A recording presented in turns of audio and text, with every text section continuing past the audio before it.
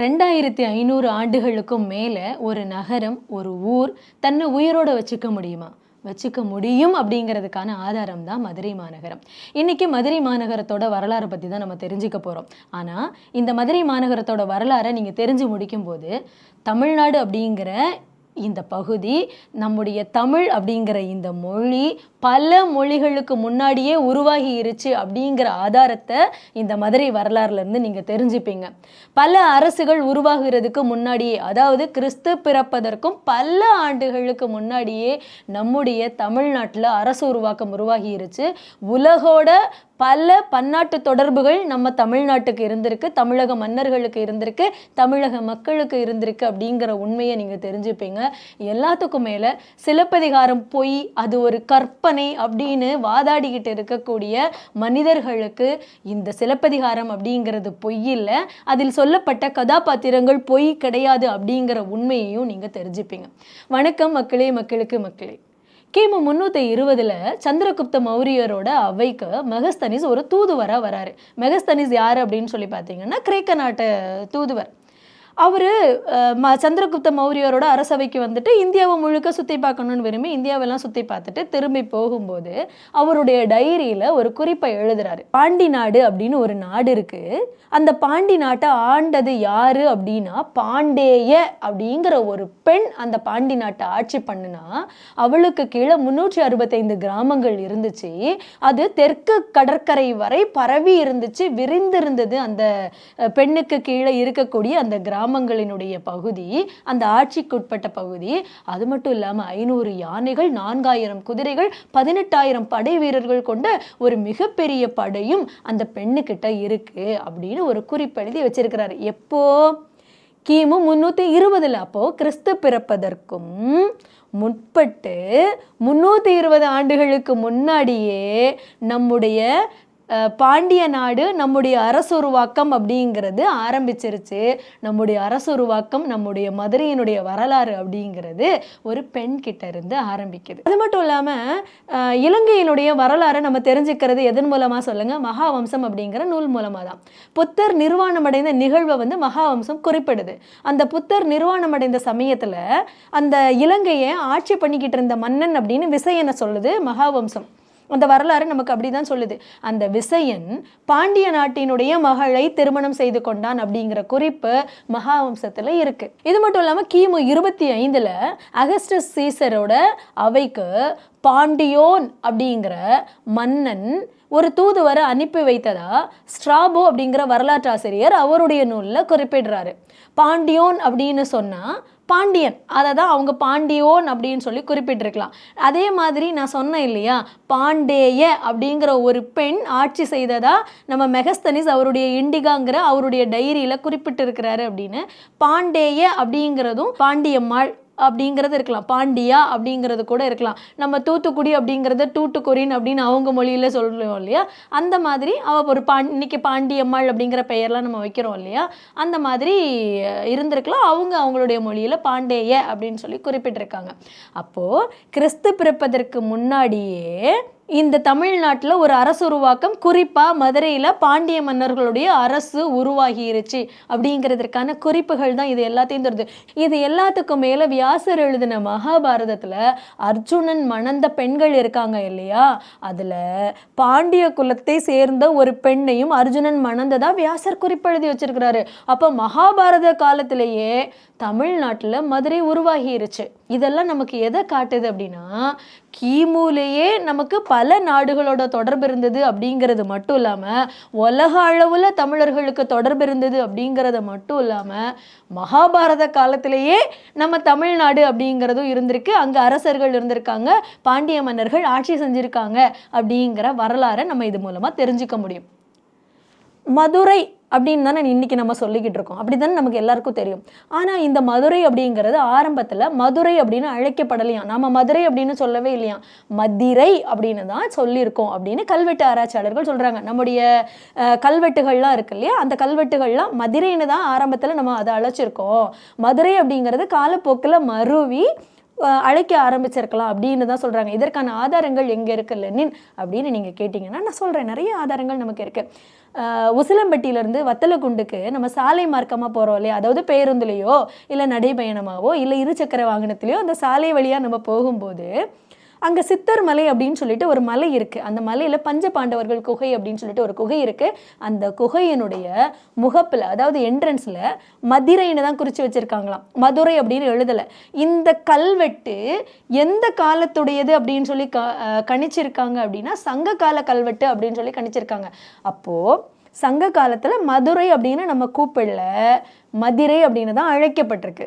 அதாவது சங்க காலத்துக்கும் சங்கம் மருவிய காலத்துக்கும் இடைப்பட்ட காலத்தில் ஒரு கிடைத்த கல்வெட்டு ஒன்று இருக்குது. அது எங்கே அப்படின்னு சொல்லி பார்த்தீங்கன்னா பூலாங்குறிச்சி மருதமலை சரிவில் தென்பகுதியில், அந்த மருதமலை சரிவில் தென்பகுதியில் ஒரு கல்வெட்டு கிடச்சிருக்கு. அங்கே என்ன எழுதி வச்சிருக்கு அந்த கல்வெட்டில் அப்படின்னு சொல்லி பார்த்தீங்கன்னா மதிரை உலவியத்தான் தெப்பக்குளத்தில் வடபக்கத்தில் கட்டப்பட்ட தாபத பள்ளியும் வசிதேவனார் கோட்டமும் அப்படிங்கிற குறிப்பு இருக்கு.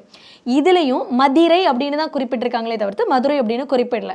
இது மட்டும் இல்லாமல் கிபி 770 மலையை குடைந்து உருவாக்கப்பட்ட நரசிங்க பெருமாள் குடைவரை கோவில், நரசிங்க பெருமாள் குடைவரை கோவில் ஒன்று இருக்குது. யானை மலையோட அடிவாரத்தில் தான் இந்த குகை இருக்குது. இங்கேயும் பராந்தக சோழனுடைய வட்டெழுத்து கல்வெட்டு ஒன்று இருக்குது. இந்த வட்டெழுத்து கல்வெட்டுலையும் மதுரை அப்படின்னு தான் குறிப்பிட்டு வச்சுருக்காங்களே தவிர்த்து மதுரை அப்படின்னு குறிப்பிடல. அப்போது இந்த கல்வெட்டு ஆதாரங்கள் எல்லாம் நமக்கு எதை காட்டுது அப்படின்னா மதுரை அப்படிங்கிறது ஆரம்பத்தில் இல்லை, மதுரை அப்படிங்கிறது தான் மருவி மதுரையாக மாறி இருக்கலாம் அப்படின்னு. இந்த மதுரைக்கு பெயர் காரணம் சொல்லக்கூடிய பலர் இன்னைக்கு என்ன சொல்றாங்க, மதுரை அப்படின்னு சொல்லி பிரிக்கும்போது மதுரம் அப்படின்னு பிரித்து அது இனிப்பு, அதனால மதுரம் அப்படிங்கிறதுல இருந்து இந்த பேர் வந்திருக்கலாம் அப்படின்னு சொல்லி மதுரைக்கு பெயர் காரணம் தேடிக்கிட்டு இருக்காங்க. மதுரை அப்படிங்கிறதே நம்ம இந்த குறிப்புகளின்படி பார்த்தோம் அப்படின்னா, கல்வெட்டு ஆதாரங்களின்படி பார்த்தோம் அப்படின்னா மதுரையிலிருந்து மருவி வந்ததுனால இனிமேல் மதுரைக்கு பெயர் காரணம் தேடுறது அப்படிங்கிறது கொஞ்சம் சிந்திக்க வேண்டிய ஒரு விஷயமா தான் இருக்கும். மதுரைக்கு வேணா நம்ம பெயர் காரணம் தேடலாம். மதுரை கூட மதில்கள் நிறைந்த நகரம், நிறைய கோட்டைகளை கொண்ட நகரம் அப்படிங்கிறதுனால மதில் அப்படிங்கிறதுல இருந்து கூட அந்த மதுரைன்னு வந்திருக்கலாம். எனக்கு இன்னும் நான் சரியாக அந்த ஆராய்ச்சியெல்லாம் பண்ணல. அதனால இனிமேல் மதுரைக்கு பெயர் காரணம் தேடாமல் மதுரை அப்படிங்கிறதுக்கான பெயர் காரணம் என்ன தேடி பாருங்க, ஒருவேளை அந்த வரலாறு நமக்கு கிடைக்கலாம். மதுரையோட எல்லை பகுதி அப்படின்னு சொல்லி இப்போ பார்த்தோம்னா வடக்குல திருச்சி, கோயம்புத்தூர், தெற்குல திருநெல்வேலி, கிழக்குல ராமநாதபுரம் மாவட்டம், புதுக்கோட்டை மாவட்டம், மேற்குல கேரளம் அப்படின்னு சொல்லிட்டு இதனுடைய எல்லை பகுதிகள் இருக்குது. நடுவில் மதுரை இருக்குது. சரியா? மதுரை அப்படின்னு சொன்னோன்னே ஒவ்வொருத்தருக்கும் அவர்களுடைய நினைவுக்கு ஏற்ற மாதிரி நிறைய ஞாபகத்துக்கு வரும். மதுரை மீனாட்சி அம்மன் கோவில், கள்ளழகர் கோவில், பழனி முருகன் கோவில், இது மட்டும் இல்லாமல் மதுரை மல்லி, மதுரை பரோட்டா அப்படின்னு ஒவ்வொருத்தருடைய சிந்தனைக்கு ஏற்ற மாதிரி நிறைய ஞாபகத்துக்கு வரும் இல்லையா? ஆனால் எனக்கு மதுரை அப்படின்னு சொன்ன உடனே மதுரையில் போய் சிலப்பதிகாரம் இருந்தது அப்படிங்கிறத நம்ம தேடி பார்ப்போமா? நம்ம மதுரையை ஆராய்ச்சி பண்ணும்போது நமக்கு இந்த சிலப்பதிகாரம் இருந்ததா இல்லையா அப்படிங்கிறதுக்கான உண்மை நமக்கு கிடைச்சிருமா? கோவலன், கண்ணகி இந்த கதாபாத்திரங்கள் எல்லாம் பொய்ன்னு சொல்லிக்கிட்டு இருக்காங்களே, இதெல்லாம் நிஜம் அப்படின்னு நம்ம சொல்லிட மாட்டோமா அப்படின்னு பல நாள் நான் தேடி இருக்கேன். இந்த மதுரையை பற்றி நான் ஆராய்ச்சி பண்ணிட்டு இருக்கும்போது இந்த உண்மையும் நமக்கு தெரிய வந்துச்சு. என்ன அப்படின்னு சொல்லி பார்த்தீங்கன்னா மதுரையில் பழங்காநத்தம் அப்படின்னு ஒரு ஊர் இருக்கு. அந்த ஊரில் இப்பவும் செவி வழி செய்தியா என்ன சொல்லிட்டு இருக்காங்க அப்படின்னா, கோவலனை கள்வன் அப்படின்னு சொல்லி குற்றம் சாட்டப்பட்டு கொலை செய்யப்பட்ட இடம் இதுதான் அப்படின்னு ஒரு பகுதியை கை நீட்டுவாங்க. என்ன அப்படின்னு சொல்லி பார்த்தீங்கன்னா அது ஒரு இடுகாடு. அந்த இடுகாட்டினுடைய பெயர் என்ன அப்படின்னா கோவலன் பொட்டல். இப்பவும் கோவலன் பொட்டல்னு சொல்லி தான் அந்த பகுதியை அழைச்சிக்கிட்டு இருக்காங்க. அது ஒரு இடுகாடுன்னு நான் சொன்னேன் இல்லையா?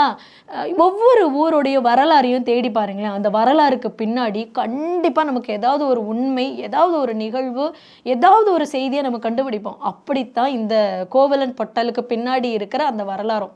1970 மார்ச்சில் நம்ம தமிழ்நாடு அரசனுடைய தொல்லியல் துறை ஒரு அகழ்வாராய்ச்சியை அந்த கோவலன் பொட்டல் பகுதியில் நிகழ்த்துறாங்க. அந்த அகழ்வாராய்ச்சியில் 2000 ஆண்டுகளுக்கு முற்பட்ட 3 பெரிய முதுமக்கள் தாழியை தோண்டி எடுக்கிறாங்க. அந்த முதுமக்கள் தாழியிலிருந்து எலும்புக்கூடுகளும் மண்டை ஓடுகளும் நிறைய கிடைக்குது. அப்போ இருந்தே ரொம்ப ஆண்டுகளுக்கு முன்னாடி இருந்தே 2000 ஆண்டுகளுக்கு முன்னாடி இருந்தே அது ஒரு இடுகாடாக தான் இருந்திருக்கு. அந்த இடுகாடு ஒருவேளை பாண்டியன் நெடுஞ்செழியனுடைய அந்த கொலைக்களமாக இருந்திருக்கலாம், அந்த மக்கள் புதைத்த இடமா இருந்திருக்கலாம். அந்த இடத்துல தான் இந்த கோவலனையும் கொலை செய்திருக்கலாம். அப்போதுலேருந்து இப்போ வரைக்கும் அதனுடைய நினைவாகவே அது கோவலன் பொட்டல் அப்படின்னு அழைக்கப்படலாம். அப்போ இந்த கோவலன் பொட்டல் அப்படிங்கிறது நமக்கு எதை உறுதிப்படுத்துது அப்படின்னா, சிலப்பதிகாரம் இருந்தது உண்மை, கண்ணகி வாழ்ந்தது உண்மை, கோவலன் வாழ்ந்தது உண்மை, கோவலன் கொலை செய்யப்பட்டது உண்மை, பாண்டியன் நெடுஞ்செழியன் கதை எல்லாமே நமக்கு நிஜம் அப்படிங்கிறத தெளிவாக உறுதிப்படுத்துறது. இனிமேல் யார் சிலப்பதிகாரம் பொய்ன்னு சொன்னாலும், கோவலன் கண்ணகி அப்படிங்கிற ஒரு கதாபாத்திரமே கற்பனை அப்படின்னு உங்ககிட்ட வந்து சொன்னாலும், இல்லை கோவலன் பொட்டலுக்கு ஒரு தடவை போயிட்டு வாங்க, அந்த பக்கம் நிறைய ஆதாரங்கள், நிறைய தாள்கள் நமக்கு கிடைச்சிருக்கு, இதெல்லாம் அது ஒரு இடுகாடாக இருந்தது அப்படிங்கிறதும், அந்த ஊர் இன்னைக்கு வரைக்கும் கோவலன் பொட்டல் அழைக்கப்படுது அப்படின்னும் அந்த பக்கமாக அவங்கள திருப்பி விட்டு அந்த உண்மையை போய் தெரிஞ்சுக்கிட்டு வர சொல்லுங்க. சரியா? மற்ற ஊர்க்காரங்களை விட அதிகமாக பெருமை பேசக்கூடியவங்க யாராக இருப்பாங்க அப்படின்னு சொல்லி பார்த்தீங்கன்னா, இந்த மதுரைக்காரங்க தான்.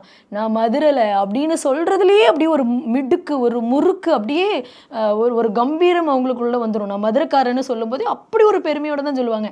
இது ஏதோ சமீபத்தில் 100 ஆண்டுகளுக்கு முன்னாடி 200 ஆண்டுகளுக்கு முன்னாடி வந்த பழக்கம்லாம் கிடையாது.